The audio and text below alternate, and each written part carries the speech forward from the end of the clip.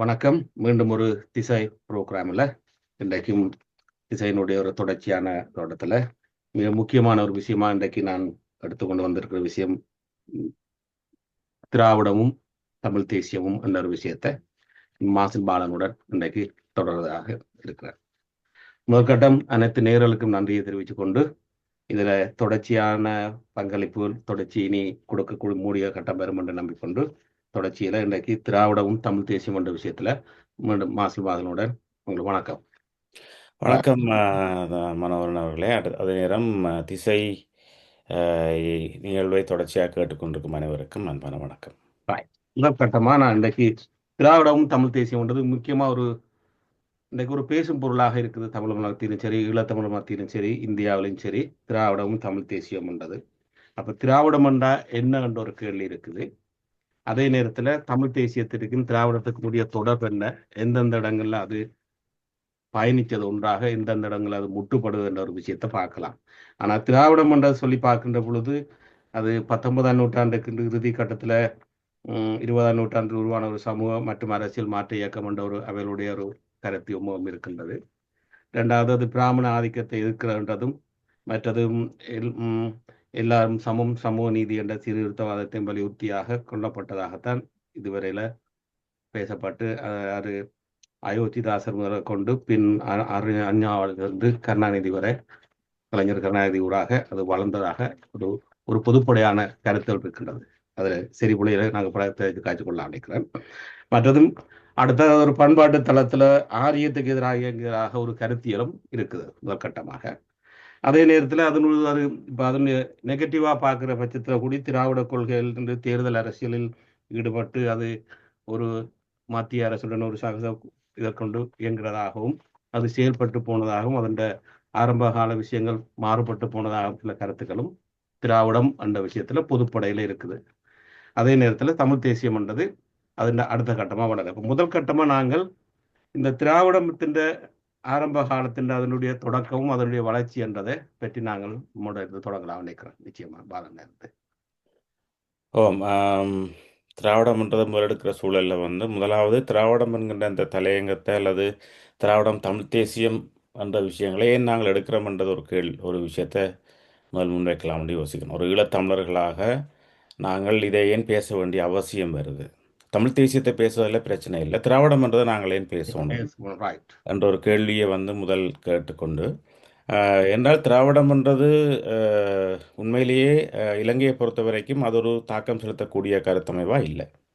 அது இந்தியாவிலேயும் தமிழகத்திலேயும் தான் அதனுடைய தாக்கம், தென்னிந்தியாவிலேயும் தான் அதனுடைய தாக்கம் அதிகம். ஆனால் அந்த திராவிடம் என்ற இந்த இந்த பிரிவினுடைய ஒரு அங்கமாகவும் அல்ல அதனுடைய அரசியலுடைய எதிரொலி ஈழம் வரைக்கும் அல்லது இலங்கை வரைக்கும் அது கேட்குது. அதில் எங்களை இருக்கக்கூடிய தமிழர்கள் தொடர்ச்சியாக அது சம்பந்தமாக ஒரு அக்கறைப்படணும். என்றால் தமிழகத்துக்கும் எங்களுக்குமான உறவு, அதே நேரம் தென் இந்தியாவுக்கும் எங்களுக்குமான உறவு என்ற வகையில் இது ஒரு ஆதிக்கம் செலுத்தக்கூடிய விஷயமா இருக்குது. ஒரு காலகட்டத்தில் திராவிட முன்னேற்ற கழகத்துடைய கிளைகள் வடகிழக்கில் இருந்ததே நாங்கள் மறக்கக்கூடாது. அப்போ அதால் அப்படியான தாக்கங்கள் இருக்கிறன்ற வகையில் நாங்கள் இந்த விஷயத்தை எடுக்கிறோம்னு நினைக்கிறேன். என்னால் ஒரு கேள்வி ஒன்றுக்கு என்னென்னு சொன்னால், ஈழத்தமிழர்கள் ஏன் இந்த விஷயத்தை பேசணும் என்ற ஒரு கேள்வி இந்த நிகழ்வில் வரலாம். ஆனால் அதே நேரம் எங்களுக்கும் ஏன்னா இதை தொடர்ந்து பின்பற்றக்கூடிய இன்றைக்கு திராவிடம் தமிழ் தேசியம் என்ற விவாதத்துக்குள்ள நிச்சயமாக ஈழத்தமிழில் ஈடுபட்டிருக்கணும். அதில் அக்கறை செலுத்தணும். முக்கியமா இன்றைக்கு திராவிடம் என்றதை முழுமையாக வெறுத்து அதை முழுமையா தெலுங்குன்ற ஒரு அடிப்படையில விஷயங்களை கொண்டு போய் சேறு பூசுற நியாயமான விவாதம் இன்றைக்கு ஈழத்தமிழ் மத்தியிலும் நிறையவே நடந்து கொண்டிருக்கின்றது. அந்த வகையில் திராவிடம் என்றது ஒரு மொழி குடும்பத்துக்கான பெயர் என்றது முதலாவது அங்கேதான் அறிமுகம் வருது. அப்ப திராவிடம் என்றது அந்த மொழி குடும்பத்தினுடைய பெயர்ன்றது தென்னகத்தே இருக்கக்கூடிய முக்கியமாக 5 மொழிகளை குறிப்பதாக இருக்கிறது. தமிழ், தெலுங்கு, கன்னடம், மலையாளம், துளு என்ற 5 மொழிகள் பிரதானமாக. அதை விட இன்னும் சிறு கிளைகள் இருக்கு நினைக்கிறேன். அது நிறைய அது மொழி ஆராய்ச்சியாக போயிருந்தது. அந்த வகையில் இருக்கக்கூடிய அந்த அந்த சொல்லாடல் அந்த வகையில் வர அது ஒரு இனத்தையோ அல்ல ஒரு தேசத்தையோ குறிப்பது அல்ல, அப்படி குறிக்கப்படவில்லை எந்த இடத்துலையுமே. ஆனால் இந்த இந்தியா என்ற ஒரு ஒரு பிரித்தானியருக்கு பிறகு இந்தியா என்ற ஒரு தேச உருவாக்கம் அல்ல இந்தியா என்ற ஒரு ஒரு ஒரு மைய அரசுக்கு கீழே வந்து இருக்கக்கூடிய அத்தனை மொழிவாரி தேசிய இனங்களையும் வந்து இணைக்கிற காலகட்டத்தில் தான் ம். இந்த முரண்பாடு வட இந்திய தென்னிந்திய என்ற முரண்பாடு வரைக்கும் அதில் ஆரியம் திராவிடமாக அது வந்து பிரியுது. அந்த அந்த கருத்தியல் வந்து ஆரியம் திராவிடம் என்ற ரெண்டு வகையான பிரிவுகளாக வந்து அரசியல் வருது அந்த இடத்துல. அதாவது வட இந்தியாவில் இருக்கக்கூடியவர்கள் ஆரியர்கள் என்று சொல்லியும் ம். பெரும்பாலான ஆ. பிரிவினர், தென்னிந்தியாவில் இருக்கக்கூடிய திராவிடர்கள் என்ற பிரிவினை வந்து உருவாகுது. ம். அப்போ ரைட். இதனூடாக வரக்கூடிய அரசியல் வளர்ச்சி தான் இந்த திராவிடத்தினுடைய வளர்ச்சி. இன்றைக்கு வந்து கடைசி இறுதியாக வந்து அது தமிழகத்தில் வந்து ஒரு ஒரு இன தூய்மைவாதமாகவும் ஒரு குறிப்பிட்ட இனத்துக்கு எதிரான மொழி பேசக்கூடியவர்களுக்கு எதிரான ஒரு ஒரு விஷயமாக வந்து திராவிடத்தை குறிப்பிட்ட ஒரு நிலைமைக்கு இன்றைக்கு வந்து சேர்ந்திருக்குது. ரைட். ஆக இந்த இந்த இந்த திராவிடம்ன்றது இந்த எழுச்சி உண்மையிலேயே ஒரு இதுக்குள்ள இந்தியாவை இந்தியாவாக பிணைக்கக்கூடிய மூன்று விஷயங்களை பார்க்கலாம். அது ம். இந்து, ஹிந்தி, ம். இந்தியான்ற இந்த மூன்று கூறுகளுக்குள்ள இந்த பார்ப்பனியம் என்ற ஒரு ஒரு ஒரு மையமான கருத்து அது வந்து அது சாதியத்தை உள்ளடக்கிய வர்ணாசிரமத்தை உள்ளடக்கிய ஒரு பிணைப்பினூடாக இந்தியா வந்து கருத்தியல் தளத்தில் வந்து அது பிணைச்சல் வச்சிருக்குது. ஒரு ஆதிக்க ஆதிக்க கன்செப்டாக இருக்குது. ம். மிக சிறுபான்மையான ஒரு ஒரு ஒரு ஒரு ஒரு ஒரு சாதிய பிரிவினுடைய சாதியம் என்பது ம். அது வந்து பார்ப்பனியமாக ஒரு வர்ணாசிரம கோட்பாட்டின் அடிப்படையில் வந்து இந்தியா வந்து ஆ. தன்னுடைய ஒரு ஆளுமைகளை வச்சிருக்குது. அப்போ இந்த வகையில் இதுக்கு எதிரான வகையில் நான் வரக்கூடிய ஒரு கன்செப்டாக இந்த திராவிடம் வந்து குறிப்பாக தமிழகத்தில் வந்து இருந்திருக்கு. முன் முன் முன் வருது. அப்போ இந்த இந்த அப்போ அந்த அப்படி திராவிடம் என்று வரும்போது இந்த முக்கியமாக நான்கு மொழி குடும்பங்களை சேர்ந்தவர்கள் வந்து அதில் வந்து இணையணும். இப்போ இந்த இணைவில் வந்து பார்த்தோம்னு சொன்னால் இதுக்குள்ள வர்க்கமாக சாதியாக ம். அல்லது மொழி மொழி வழி தேசியங்களாக இணையணும். ஆ. ம். அதாவது வட இந்தியாவில் இருக்கக்கூடிய ஆதிக்க வர்க்கங்களுக்கும் ம். தென்னிந்தியாவில் இருக்கக்கூடிய ஆதிக்க வர்க்கங்களுமான போட்டியாக வந்து இந்த இடத்துல வருது. ஒரு வர்க்க அடிப்படையில் பார்த்தோமா இருந்தால் ரைட். ம். இதே இப்போ பிரதேசம்னு சொல்லி பார்த்தோமா இருந்தால் வடக்குக்கும் தெற்குமான ஒரு பிரச்சனையாக வந்து இந்த இடத்துல வருது.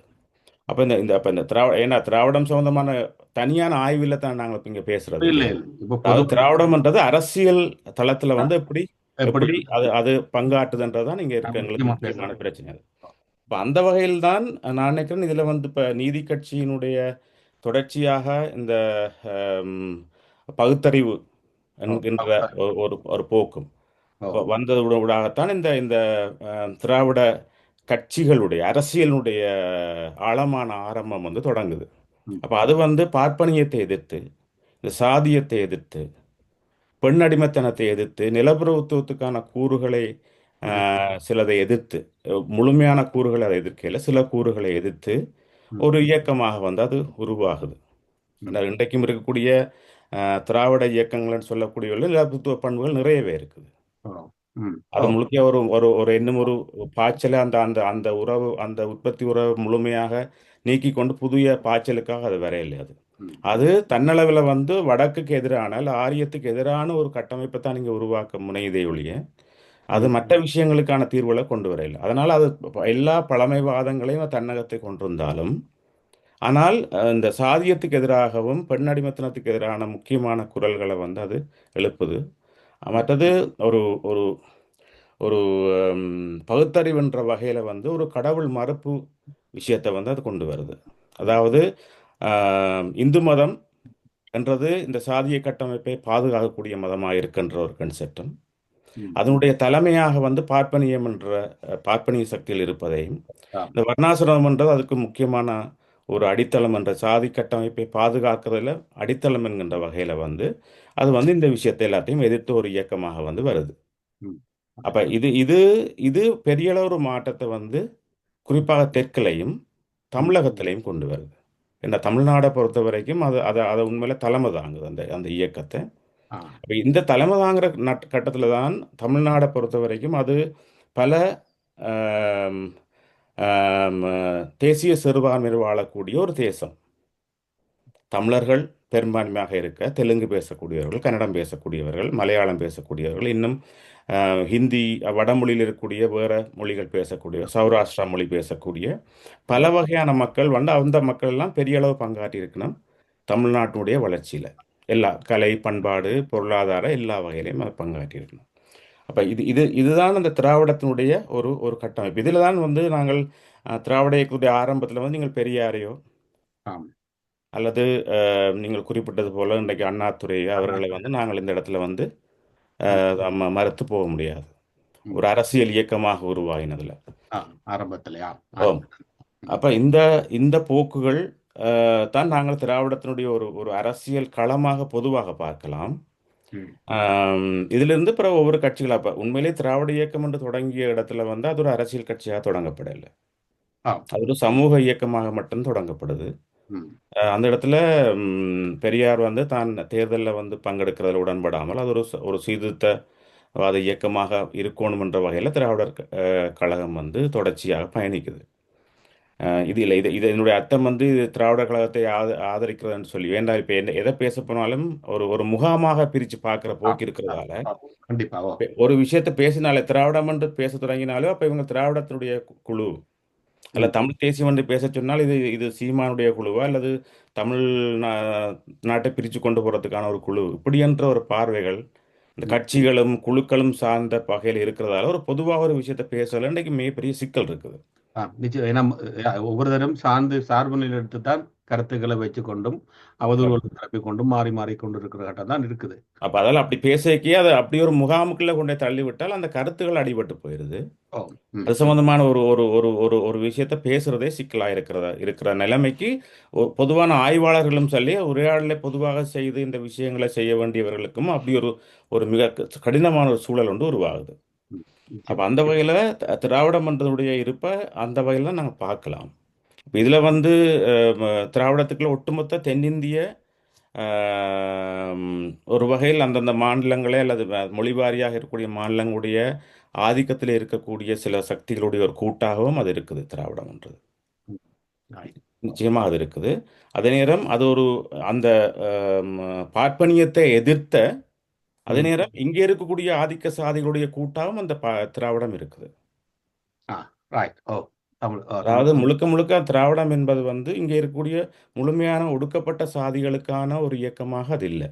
ஏனென்றால் தலைமையில் இருக்கக்கூடிய பெரும்பாலானவர்கள் வந்து திராவிட இயக்கங்களில் வந்து ஆதிக்க சாதி பிரிவாக இருக்கிறதால அது வந்து அந்த பங்கை வந்து ஆற்ற தவறுது. அப்போ சாதிய ரீதியாகவும் அல்ல வர்க்க ரீதியாகவும் வந்து உண்மையிலேயே ஒரு ஆளும் பிரிவாக வரையக்க வந்து ஒரு ஆட்சி ஆளக்கூடிய கட்சி பிரிவுகளாக வரையக்க வந்து அப்படியான ஒரு ஆதிக்க சாதிகள் அங்கே ஆதிக்கம் செலுத்துறதுல வந்து எந்த விதமான நாங்கள் தவிர்க்க முடியாமல் தான் அப்படி இருக்குது இந்த இப்போ உள்ள காலகட்டங்களில். அப்போ அப்படித்தான் நாங்கள் இந்த விஷயத்தை பார்க்கலாம்னு நினைக்கிறேன். ஆனால் அதே நேரம் இந்த திராவிடம் என்ற ஒரு கருத்தியலும் அரசியலும்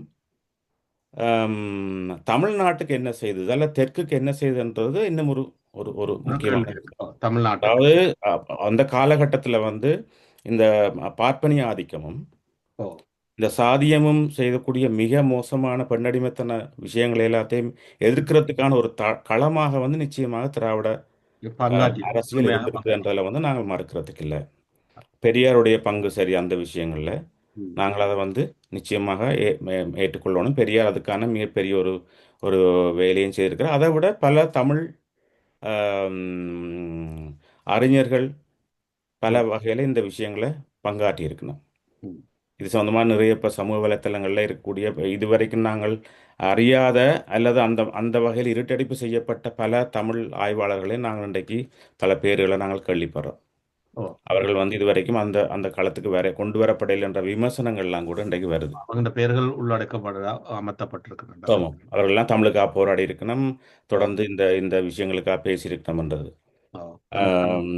அப்போ இந்த அளவில் தான் நாங்கள் திராவிடம் என்ற ஒரு ஒரு ஒரு பொதுவான கன்செப்டை பார்க்கலாம். ஒரு ஒரு அரசியல் தளமாக அரசியல் கன்செப்டாக ஒரு கன்செப்டாகவும் ஒரு அரசியல் வகையில் வந்த ஒரு விஷயமாகவும் அது எப்படி சமூகத்தில் தாக்கத்தை விளைவிக்கின்ற விஷயத்தை பார்க்கலாம். இல்லை, திராவிடத்துக்கு உண்மையில ஒரு பெரிய விமர்சனம் இருக்கு. அது வந்து ஆரம்பத்தில் உள்ள கொள்கைகளை கைவிட்டு கடைசியா அரசியல் ரீதியில மத்திய அரசாங்கத்தோட அது டீல்களை மேக் பண்ணி கொண்டு போறன்னு சொல்லியும் அவருடைய ஆரம்ப கொள்கைகள் நீத்து போன விஷயமாகவும் சொல்லப்படுகிறது. அதே நேரத்தில் திராவிடம் மற்றும் தமிழ் தேசியம் என்ற கொள்கைகளை பெரும்பாலும் பார்க்க போகல தமிழ் நலன் சார்ந்து இருந்தாலும் அது வெகுஜன நீரோட்டத்தில் அதிகம் கலந்து திராவிடம் தான் என்றது ஒரு கருத்து தான் இப்போ கூடுதலாக நிற்குது முன்னுக்கு.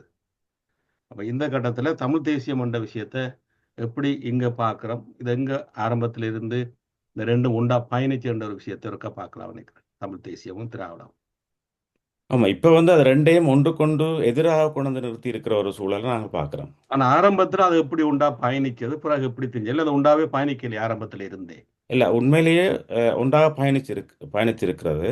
என்னென்னு சொன்னால், இப்போ வடக்கு தெற்கு என்ற அந்த ஒரு பிரச்சனைக்குள்ள, அதாவது ஆரியம் திராவிடம் என்ற போராட்டத்துக்குள்ள, இந்த திராவிடம் என்றதுக்குள்ள தமிழ் தேசியம் உள்ளடங்கி தான் இருந்திருக்குது. ஆ. அது இந்த திராவிட இயக்கத்துக்கு ஊடாக என்னால் பார்த்தோம்னு சொன்னால், திராவிட இயக்கத்தினர் ஈழ விடுதலை போராட்டத்தில் அதனுடைய ஆதரவு, அதுக்காக குரல் கொடுக்கறது, அதுக்காக சிறை செல்றதுல மிக முன்னின்று செயற்பட்ட பிரிவினர். ஆ. ம். ம். ஆ. அவர்களெல்லாம் நான் தமிழ் தேசிய தளத்திலையும் சரி தொடர்ச்சியாக பயணிக்கக்கூடிய ஒரு பிரிவினராக இருந்திருக்கணும். ஆனால் இன்றுள்ள சூழலில் அந்த அந்த பிரிவினர் அனைவரும் ஒரு கேள்விக்குள்ளாகப்பட்டிருக்கணும் அவருடைய பங்களிப்பு தொடர்பாக. அவர்கள் எல்லாரும் ஒரு வகையில் ஒரு ஒரு மிக சிக்கலான ஒரு சூழலுக்கு இன்றைக்கு தள்ளப்பட்டிருக்கணும். அப்போ அந்த வகையில் திராவிடம்ன்றதுக்குள்ளே இருக்கக்கூடிய அந்த தமிழ் தேசியம்ன்றது சமீப காலம் வரை தொடர்ந்து பயணித்திருக்கிறது. அதை நாங்கள் மறக்க முடியாது. ஏன்னு சொன்னால், தமிழ் தேசியத்துக்குன்னு தனியான இயக்கங்கள் பல காலங்களுக்கு முன்னே உருவானாலும் கூட, இல்லை தனி தமிழ்நாடு என்கின்ற தமிழருக்கான தேசம் தமிழ்நாடுன்றது இப்போ ஒரு தமிழ்நாடுன்ற பேரோட ஒரு மொழிவழி மாநிலமாக பிரிக்கப்பட்டது. அப்போவே அது ஒரு ஒரு தேசத்துக்கான கட்டுமானத்தில் அது அது இருக்குது. அது அப்படித்தான் ஆந்திர பிரதேசம் சரி அல்லது கர்நாடகா சரி, எல்லாமே அந்த வகையில் பிரிக்கப்பட்ட மாநிலங்கள் தான். அப்போ அந்த வகையில் குறிப்பாக இந்த திராவிட இயக்கம் என்பது தமிழ்நாட்டில் மையம் கொண்டு இருந்ததால் அதுக்குள்ளேயே இந்த இந்த தமிழ் தேசியம் ஏதோ ஒரு உள்ளடங்கி இருந்தாலும் தனியான தமிழ் தேசிய இயக்கங்களும் தொடர்ச்சியாக இருந்து வந்திருக்குது. சிறு குழுக்களாகவும் பிறகு சில வளர்ச்சி வந்த குழுக்களாகவும் கூட இருந்து வந்திருக்குது. இது நேரம் இடதுசாரியும் பேசக்கூடிய கட்சிகள், அதாவது மார்க்சிய லெனினிய வழிமுறையில் வந்த கட்சிகள் சிலது கூட தமிழ் தேசிய தளத்தில் பயணித்த வரலாறுகளும் இன்றைக்கு வரைக்கும் பயணித்து கொண்டிருக்கிற வரலாறையும் நாங்கள் பார்க்கலாம். அதாவது ஒட்டுமொத்த இந்திய புரட்சி ஒரு வர்க்க போராட்டத்தினூடாக இந்தியாவில் மாற்றத்தை கொண்டு வர வந்த பிரிவுகள் இந்த இந்த இந்த இந்த தேசிய முரண்பாட்டினுடைய ஆழத்தினுடைய அடிப்படையில் சில ஆய்வுகளுக்கு கூடாக அப்படி வந்ததை நாங்கள் பார்க்குறோம். அப்போ இந்த இந்த தமிழ் தேசிய இயக்கம் தொடர்ச்சியாக பயணிச்சிருக்குன்னு சொன்னால், இன்றைக்கு எதுக்காக இந்த இந்த ரெண்டும் மோதுகின்றனன்றது ஒரு மிக முக்கியமான பிரச்சனை. எந்த இடத்துல ரெண்டும் முரண்படுகிறன்றதும் அடுத்த மேலே இப்போ இன்றைக்கு எப்படி தமிழ் தேசியத்தை கதைச்சாலும் இன்றைக்கு முழுமையாகவே திராவிடம் என்றதுதான் அதிகமான கருத்தாடலாம், அதுதான் இன்றைக்கு முழுமையாக நிற்குது. இப்போ இந்த கட்டத்தில் தமிழ் தேசியத்தின் ஒரு தொடர்ச்சி என்றது இப்போ கூடுதலாக பேசப்படுகிற ஒரு கட்டம் பெறுகிறது. அந்த எந்த அடிப்படையில் இப்போ அதே நேரத்தில் அது ரெண்டும் ஆரம்பத்தில் நீங்கள் சொன்ன மாதிரி பார்க்கல, ஆரம்பத்திலேயே இருந்து இப்போ ரெண்டும் முரண்படுற ஒரு பாயிண்ட் ஒன்று வந்திருக்குது. அதே நேரத்தில் இப்போ தமிழ் தேசியத்தின் ஒரு விதமான எழுச்சியும் அதிகமான ஒரு ஒரு சொல்லாடலும் இப்போ அது தொடர்ச்சியாக வந்து கொண்டு இருக்குது. திராவிடம் எதிர் தமிழ் தேசியம் என்ற கட்டத்தில் கொண்டு வந்து விரியணும், தமிழ் தேசியம் எதிர் திராவிடம் என்ற கட்டத்துக்கும் வந்துட்டுது. இதுல ஒரு முக்கியமான கட்டம் ஈழ விடுதலை போராட்டத்தினூடாக தமிழ்நாட்டில் அது ஒரு வகையான தன்னை அதோட தொடர்ச்சியாக பயணித்து ஒரு உணர்வு நிலையில தன்னுடைய தேசிய உணர்வுகளையும் ஒரு ஈழ போராட்டத்தினூடாக பார்த்த ஒரு காலகட்டத்தை நாங்கள் பார்க்கலாம். 2009க்கு பிற்பாடு, அதுக்கு முதல் முதல் வரைக்கும். ஆனா அதுக்கு பிற்பாடு தான் அதன் வளர்ச்சி கூடுதல். ஈழ விடுதலை முள்ளிவாய்க்கால் அழிவுக்கு பிறகு ஈழ விடுதலை போராட்டத்தினுடைய தலைமை அளிக்கப்பட்ட பிறகு தமிழகத்துக்கு ஒரு தனியான ஒரு ஒரு ஒரு தேசிய களம் கூட முன்தள்ளப்படுது. குறிப்பாக இளைஞர்களும் சரி, அல்லது குறிப்பாக இளைஞர்கள் மத்தியில் ஒரு நடுத்தர வயதின் மத்தியில் அதுக்கான ஒரு கேள்வி வருது. அதாவது இதே நேரம் இந்திய அரசு நிலைகள்லையும் குறிப்பாக ஆர்எஸ்எஸ்னுடைய ஆதிக்கம், பிஜேபியினுடைய வருகைகள் தொடர்ச்சியாக இந்தியா என்ற ஒரு கட்டமைப்பு இந்து மத அடிப்படையில் ஒரு இந்துத்துவ அடிப்படையில் கட்டமைக்கிற சூழலில் மாநிலங்களுக்கான உரிமைகள் படிப்படியாக இழந்து கொண்டு வருது எல்லா மாநிலங்களுமே. இப்போ அதுக்கு எதிரான ஒரு போராட்டத்தை வந்து பல மாநிலங்கள் நடத்தினாலும் தமிழ்நாடு பிரத்யேகமாக குறிப்பாக பல விஷயங்களை தமிழ்நாடு வந்து தொடர்ச்சியாக இது ஒன்று. இந்திய எதிர்ப்பு போராட்டம் ஆரம்பகட்ட காலகட்டத்தில் இருந்து இன்றைக்கு வரைக்கும் பல விஷயங்களை அதை எதிர்த்து வருது. ம். அதே நேரம் தமிழ்நாடு வந்து ஒரு கடுமையான வளர்ச்சியை வந்து பொருளாதார வளர்ச்சி. சமூக ரீதியான வளர்ச்சியை வந்து கண்டு வருது. அப்போ அதெல்லாம் தமிழ்நாட்டுக்கான ஒரு தனித்துவம் உருவாகுது. ஆம். இந்தியாவினுடைய ஒட்டுமொத்த வளர்ச்சியில தமிழ்நாடுடைய பங்கு என்னன்ற கேள்விகளை வந்து தமிழகத்தில் இருக்கக்கூடியவர்கள் வந்து கேட்க தொடங்கினோம். ம். ஆனால் அதே நேரம் தமிழ்நாடு செய்யக்கூடிய பங்களிப்பு இந்திய அந்த ஒன்றியத்தில் உண்மையிலே இந்த இந்திய ஒன்றியம் அதுக்கு பதிலாக மத்திய அரசு அல்ல ஒன்றிய அரசு என்ன தங்களுக்கு தருதுன்ற கேள்விகள் எல்லாத்தையும் வந்து இந்த இடத்துல கேட்க தொடங்கணும். ஆ. ம். அப்ப ம். இந்த உறவு இந்த இந்த இந்த ஒன்றிய அரசுக்கும் மொழிவழி தேசிய மொழிவழியாக இருக்கக்கூடிய மாநில அரசுக்கும் வந்து என்ன என்ன வகையான பங்களிப்புன்ற கேள்விகள் எல்லாம் வரைக்கும் வந்து இதே நேரம் இருக்கக்கூடிய தமிழ் தேசிய ஆம், எழுச்சியும் சேர்ந்து ஒரு தனித்துவமான கோரிக்கையை வந்து தமிழ்நாட்டில் உருவாக்குது. ஆம். அதே நேரம் ஒன்றிய அரசு என்ன செய்யுதுன்னு சொன்னால் இந்த தனித்துவத்தை அளிக்கிறதுக்காக வேறு மாநிலங்களில் இருக்கக்கூடிய உண்மையிலேயே இயல்பாக தேடி வரக்கூடிய வேலைகளை தேடி வரக்கூடிய போக்கில் எப்போதும் ஒரு மாநிலம் வளர்ச்சி அடையுமா இருந்தால் ஆம். அந்த மாநிலத்தை நோக்கி வேலை மற்றைய மாநிலத்தோர் வர்றது தவிர்க்க முடியாது. வேலை ஒரு வாய்ப்புகள். காலத்தில் தெற்கிலிருந்து வட இந்தியாவுக்கு வேலை தேடி போனது நிறைய நாங்கள் பார்த்துருக்குறோம். ம். மும்பையில் வந்து இருக்கக்கூடிய பகுதிகளெல்லாம் வந்து தமிழர்கள் அங்கு வேலை தேடி போய் உருவான குடியிருப்புகள்லாம் அப்படியான விஷயங்கள் வரைக்கும் வந்து அதையும் வந்து மத்திய அரசு அல்லது ஒன்றிய அரசு வந்து இது தவறாக அந்த மக்களை பயன்படுத்த தொடங்கும் போது அதுக்கு எதிரான போக்குகளும் இங்கே தமிழகத்தை உருவாகுது. இப்ப இதெல்லாம் சேர்ந்த ஒரு வகை கூட்டாக வந்து தமிழ்நாடு வந்து தன்னுடைய தேசிய விஷயங்களை வந்து மையப்படுத்தி வேலை செய்ய வேண்டிய அவசியத்தை வந்து பலர் உணர்ற சூழல்ல தான் இது இன்னும் எழுச்சி பெறுது. எழுச்சி பெற காலகட்டங்களில் இதுக்கு இந்த இந்த திராவிடம் என்கின்ற ஒரு ஒரு கருத்தியலையும் அல்லது அரசியலையும் பயன்படுத்தி இன்று ஆட்சி செய்கிற உண்மையில ஒரு சமூக இயக்கமாக தொடங்கிய திராவிட இயக்கம் ம். இன்றைக்கு ஒரு சந்தர்ப்பவாத பிழைப்புவாத அரசியலாக மாறின பிறகு ஆய். ம். அது வந்து தமிழகத்தை பொறுத்த வரைக்கும் ஒரு ஒரு ஒரு ஒட்டுமொத்தமாக பயன்படுத்தி சுரண்டி வாழக்கூடிய ஒரு அரசியலாக மாறி உள்ள சூழல்ல வந்து அதுக்கு எதிரான ஒரு ஒரு போக்காக மாறுது. தமிழ் அது தேசியம். இன்னைக்கு நிச்சயமாக தமிழ் மக்களுடைய தேசிய உணர்வுகளுக்கோ அவருடைய வளர்ச்சிக்கோ வந்து அது உதவுவதாக இல்லை.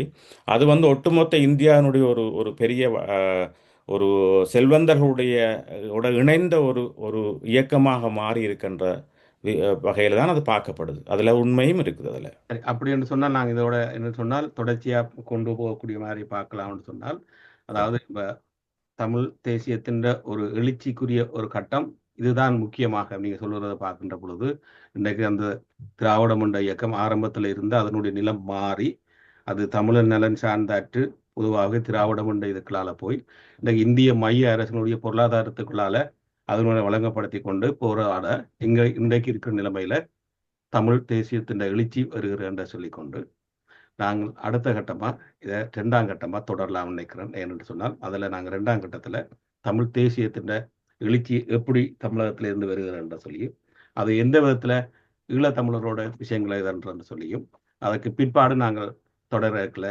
இன்றைக்கு இருக்கிற ஈமானுடைய விஷயங்கள் அது எப்படி தமிழ் தேசியம் என்ற ரீதியில் திராவிடத்தை எதிர்க்கிறத போக அது தமிழ் தேசியத்துக்கு எந்த விதத்தில் பலன் கொடுக்க வேண்டிய விஷயத்தையும் நாங்கள் தொடர்ந்து பேசலாம் நினைச்சுக்கொண்டு மீண்டும் அடுத்த நிகழ்ச்சியில் தொடர்வோம். நன்றி, வணக்கம். மாசில் வாழ்க. நன்றி. நன்றி, வணக்கம்.